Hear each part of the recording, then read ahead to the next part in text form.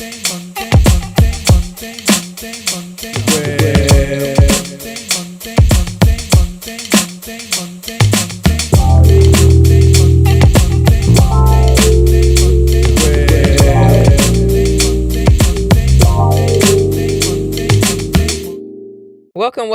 I am Janita Stanson. We have Reginald Perryman, Shaka Williams. We are Tasari, and this is a There Something About Real Estate podcast where we talk all things real estate. Let's get it. What's up? It's like, cold in the D. Remember that? Please don't. Do I remember it? Please don't. Every time I see somebody, every time I see somebody on national TV singing, I just cringe. Like, oh. I'm happy. Like she got her fame. Like if you go to her page, she still be posting like all the clips when people were saying it. But she like the Catch Me Outside girl, but for Detroit, and before she was before the Catch Me Outside girl. Yeah, Catch Me Outside. Hold on, is that the girl that I be sending? Is that a real person? Y'all be seeing the people I be sending y'all the reels from? Is that a person? Do y'all know her? Which one you talking about? I be sending everything I send y'all, and she be talking about only in the D. Oh, that's T-Barb. Yeah, she a real person. She I mean, I'm saying like she a celebrity in the D, or she like a local comic. Oh, but she, okay. she popular. Yeah, she a real comic. Oh, yep. Okay. Yeah. She be cracking me up. Oh yeah, she funny as. But that's not that girl. No, that was random old lady. Oh, yeah, singing a song. But all right. So, are we saying it's cold in the D? Like, it's literally like what about 10 degrees right 11 now? Or so. You know what? And then you want to know something funny? I was golfing last Sunday. It was 50 degrees.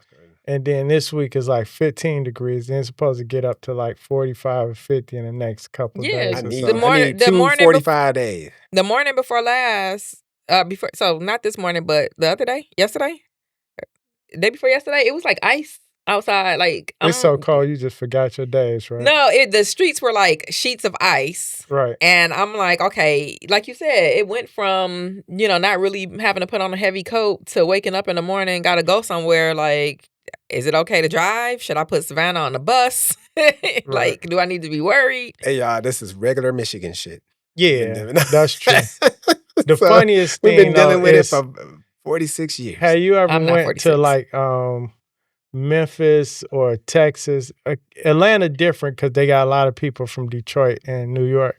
But if you ever go to Memphis or Texas and it's snow or they get a little bit of ice, crazy. they shut it. The whole world. They're not used to it though.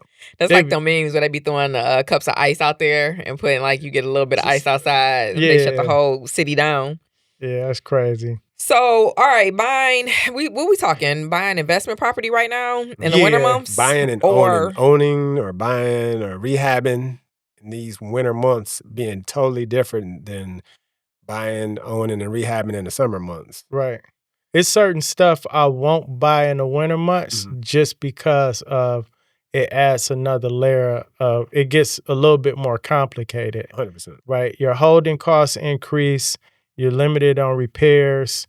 So the winter months is just a challenge. So there are certain properties that I would jump on in the middle of June that in December, I have to adjust the price a little bit or I just pass on it. But that's what I was about to say. I think you can find better deals because there is less competition. Like you said, a lot of people thinking the same way that you're thinking. Yeah. And because it's actually true. So one huge thing is like furnaces. In the summertime, that's a big thing that people steal is furnaces, right? And in the summertime, they go store their furnace in the storage unit, and they say we're going to install it when at closing, right? You can't do that no more because But people I be seeing half of some of these people be having their workers working in the frigid car. So that's the concern is the workers being comfortable and able to go on their paint, do stuff, because in my mind, I'm automatically thinking like, well, why we not winterizing the property? Oh, we can't. Yeah, but you still got to paint it because if there's no heat, then all the paint gonna peel. The paint that's there. It's just certain work that can't be done. Mm-hmm. But when I was doing more rehabs, we kept an older furnace, installed it just for the workers. And then somebody break in, they see that furnace, they like, man, we wasted our time. Mm-hmm. They might take it anyway, but then you like, oh, it was a $200 furnace or something. Yeah, so That's the retarded part, though. So, yeah, we talk about everything increasing. Those old and used furnaces that you used to buy, man, somebody he down there was charging me. It was only like $400 less than a brand new one. I said, fuck that. I'm just gonna go buy a brand new one and have to take the chance. Right. You know what I mean? Like, damn, you charging new prices for a used furnace? But let's talk about that. So would we? Because so he don't even know. We just got an offer accepted today on one. But do we acquire them and let them? So we talking about January, February, March, 3 months. So maybe we account for that on holding costs and just wait till March to start those projects. That's why I said I adjust the price. Yeah. So like my investment strategy changes a little bit because of those holding costs. And it's not so much, with me, it's not so much like the furnace and all of that. Like sometime I'll ask my contractor to get one of their guys, see if he'll live in the property while they rehabbing it, right? But my biggest concern, we just happy with our time. One of those one of my concerns is like, you got like a lot of concrete work or something like that. And you're not getting that done until March. So we have a lot of properties that we have just sitting right now that we bought. And we obviously had to take that into consideration. Now, so I like to buy as many properties as possible going into the winter, so that I have work stacked up for the winter, right? Right. And what I'll try to do is try to get as much of the outside work done as possible. And then also just being realistic, knowing that whatever you didn't get done, you're going to be damn near April. Yeah. Before you can complete any exterior work that you didn't get done. So you saying you will have like 80% of the house ready, and then when April come, you're gonna do all your exterior work. Or we did all the exterior. So I could have finished some of our other houses. I could have got them done, right? But it's like, no, we're gonna focus on all exterior work from here on out. We was getting lucky this year, right? Like we did great weather. That's why I just said we need 2 more 50-degree days or 40-degree days. Yeah, and then I'm gonna be happy with what and you we just got gonna done. go knock it all out, the outside stuff, and then after that we are inside until the weather changes.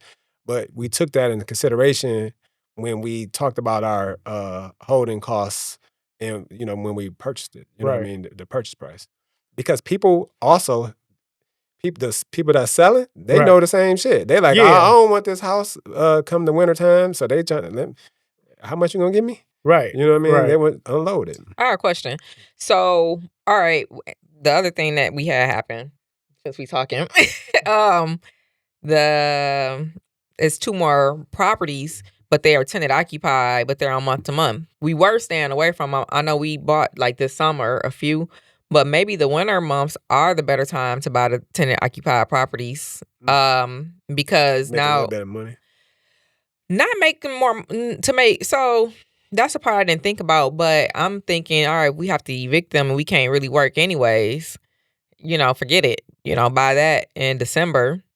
Start that eviction process. We'd be done by March. Right. Or and April. Can get into that property and be ready to go.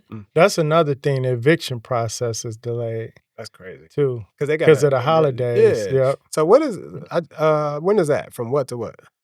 Really, depending on what court you in, it can really start as early as just before Thanksgiving. Mm-hmm. Like you get a delay, then you might squeeze in a court date in December, but if you do, they're not evicting you before Christmas. But that can be part of your strategy is what I'm saying. So like I'm saying, like I got a lead on 2, potentially like really good properties in our area. And, when I'm looking at it, I'm like, I really don't want to deal with, tenant. I did ask him, like, do they know that they got to move? And he's like, well, they are on month to month.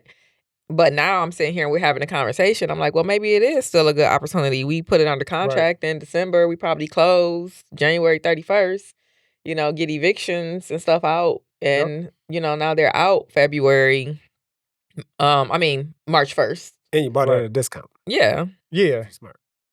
If the numbers make sense, do it. And now, we're not even worried about that part of it, because a lot of times we will get a house, or one of our clients will get a house, and we're like, all right, winter's getting ready to come. Shock is counting the days, like he just explained. Right. And we're trying to figure out, when this property can be realistically completed. But if we get caught in the weather, now the outside stuff is not getting done. I hate when you selling the property, and it's only like one or two lenders I know that's just buttholes about it. But you selling the property, and let's say the exterior needs painting, like the garage or something needs painting, and they'll, most lenders will allow you to get bids and escrow that money. And if I'm the buyer, I don't want you painting that garage in the winter and trying to paint it because it's 25 degrees outside and it's gonna peel anyway. You're getting shitty work, right? So there's most lenders will allow you to escrow those funds when the weather breaks. You can get the work done, but there's a couple lenders that's like, no, we need it painted and done. That's a disservice to the buyer for sure, 100%. Because you paying the same amount for that work, and then the buyer got to turn around and pay for it again. You may be paying more because it's cold as hell outside, and now you paying that additional. Right. Like, people working right now. I seen a post the other day. Somebody asked, anybody still out there painting? Yeah. And people was cracking up. But people saying, yeah, I'm going to go out there and paint. Yeah, Man, you talked about that a few years ago. We had one similar, and I think we just talked about potentially siding in them situations. Like if we want to move a deal forward, and you really can't paint. You can't side. You can't side neither after a certain degree. Freezing. Yeah. You can't do nothing. You can because it's all gonna crack, right? Yeah. You said what? It's not gonna. So siding, obviously expands and contracts, or whatever, and it's freezing. So that's when they're trying to cut everything inside and then hurry up and install it outside. Yeah. You're just getting a bad install. Because it'll crack and all of that, and then like you said with the shingles. You're not really doing a roof after, what is it, like under 30? So that's the thing. So roofing, no. The roofing you can.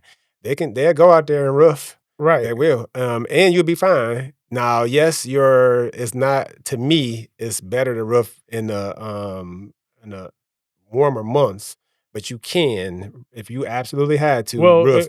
But painting inside, and I would say you can't. Well, a couple of things though. So you got a 2-story colonial. It's 10 degrees outside. It's snow up there and possibly ice. What you paying a premium, right? For sure. Right. That's what I'm saying. So roofing becomes an issue. It does. Right? Especially with the snow and ice, for sure. Yeah. But I'm just talking about with the frigid cold, you still could. But yeah, when you start adding, getting on a ladder when it's snowing, and it's a different monster. Yes. Right. And people, so here's the crazy part. People be starving, so people will go do this work for you. Right. But that does not mean that you're getting, I can almost 100% guarantee you're getting a bad job. Yeah, you're not getting June prices. A professional is not, first of all, somebody that's good at that job. Right. That means that they've been doing it for a long time. They've been planning for this. They don't working. Even need that work. Yes. Right. At that time of the year. They understand that that's seasonal. Right. You know what I mean? Like, but the people that responded to that post that said, yeah, I know it's 10 degrees outside, but yeah, I come paint your exterior. Frozen spray gun, who you think that is? To put antifreeze in it, all type of stuff. But, you're saying dealing with investors that are buying property and they're closing right around now and they're ready to start work. If you got exterior work that need to be done, it's probably not.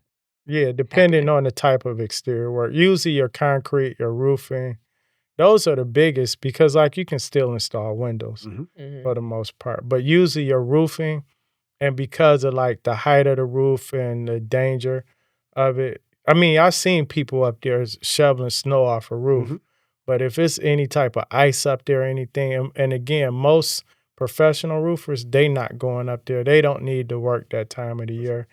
And if somebody is starving like that, I don't really know if you want them doing the work. They're not good decision makers.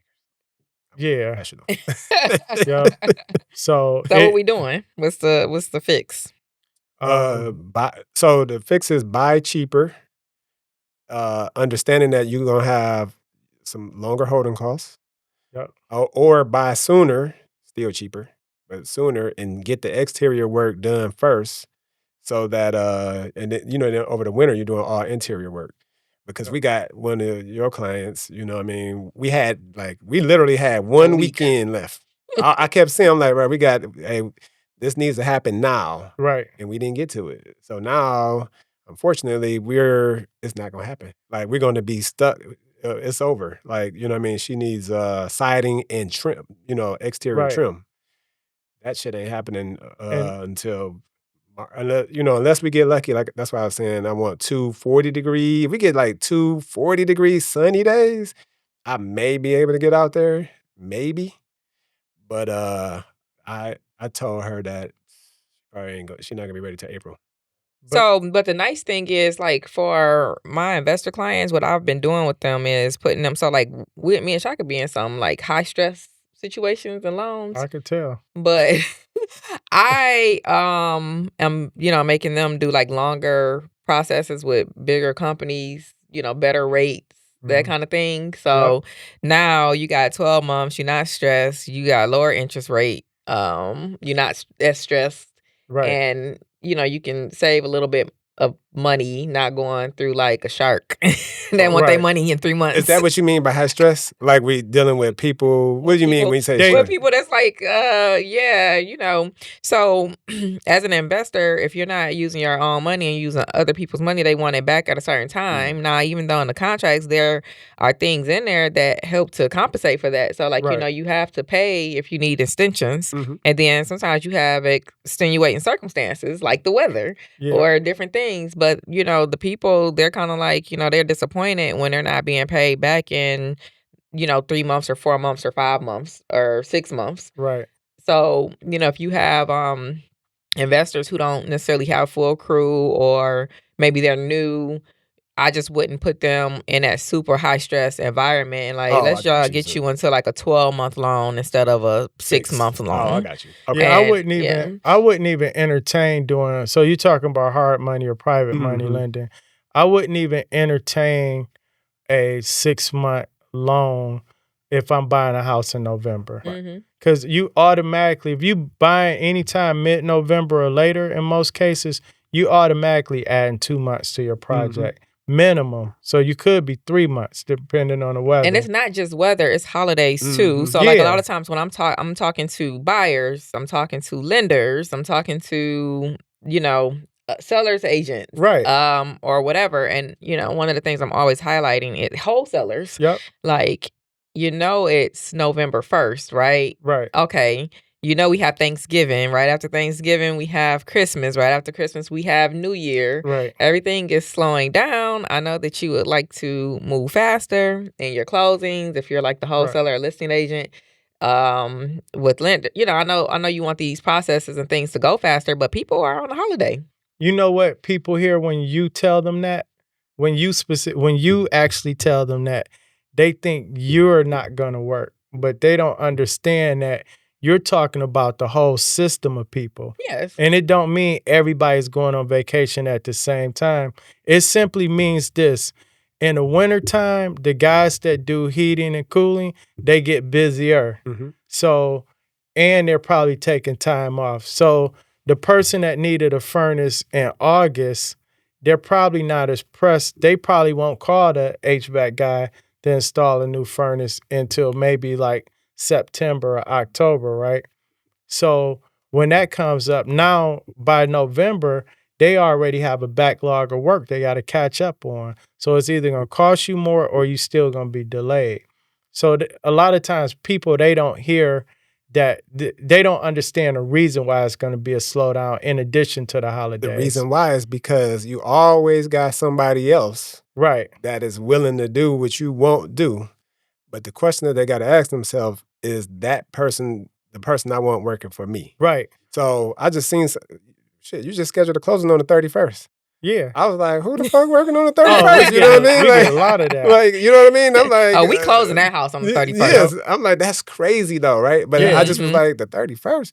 I'm like, I'm not doing nothing on the 31st. Like, so one thing I have seen lately, a lot of people this time taking the day before Christmas all the way through the New Year off. Yeah. Whereas, shit, some of my guys, some of my contractors or subs, shit, sometimes they want to work. Yeah. Some of them be like, I want to work the day before Christmas, the day after Christmas, the day before Thanksgiving, the day after Thanksgiving. Yeah, I'll take Thanksgiving off, but let me get the day before and the day after to work.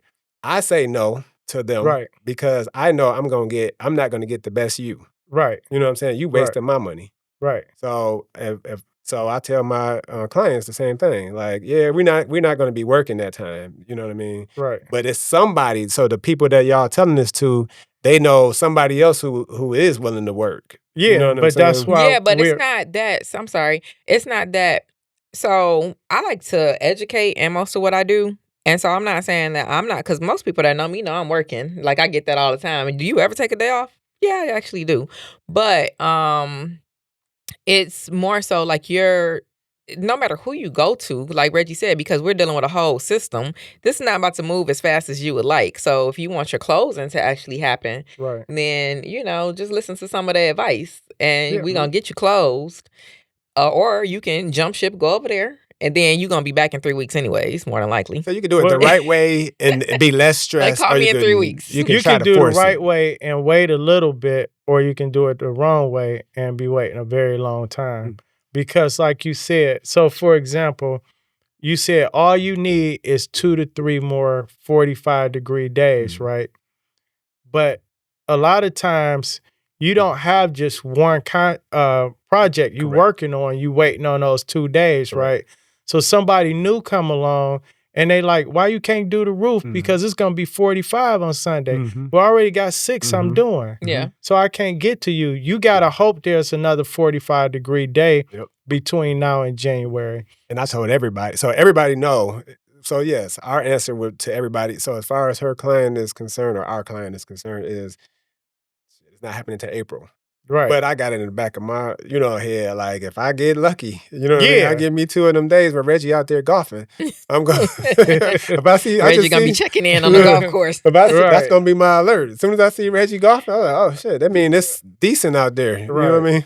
So y'all can call me. Then I'm sending the contractor out. I'm gonna let them know, hey, I need you. We're going outside for these next 2 days. You know what I mean? Or for this one day. But yeah, you really don't. I just feel like you get bad. It's like y'all have to think about the hood mechanic. And they be having them outside working in the freezing cold, and they be mad because he taking all day or he messed something up. Like, bro, what and you his thought? Hands frozen. He can't even work you the was tools. getting? Right. He ain't got no heat. He about to die. All right. So winter months, what are we considering this? Mostly like your November through January 31st? Actually, February get pretty cold. I feel like December. February be freezing. December to March. Because you can December still to February to the end of February. Yeah. So I would say about March, first week of March. November can be iffy. Beginning of November can get rough sometime, but probably mid up to Thanksgiving, it can be pretty decent. So you're probably not getting no concrete laid. No. Probably not getting no siding, no exterior paint, maybe a roof and some windows.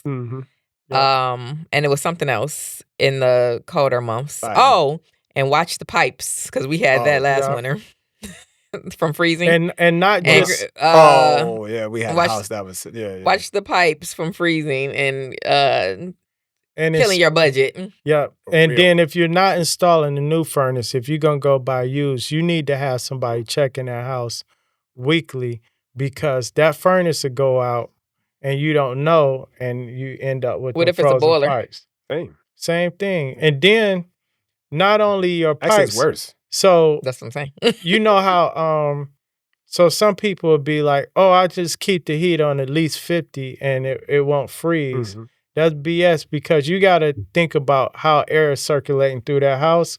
And if water's not moving through the pipes and it's stagnant, there's some areas of your house, like under certain cabinets and stuff, or where the plumbing is running, it can freeze even though your heat is on.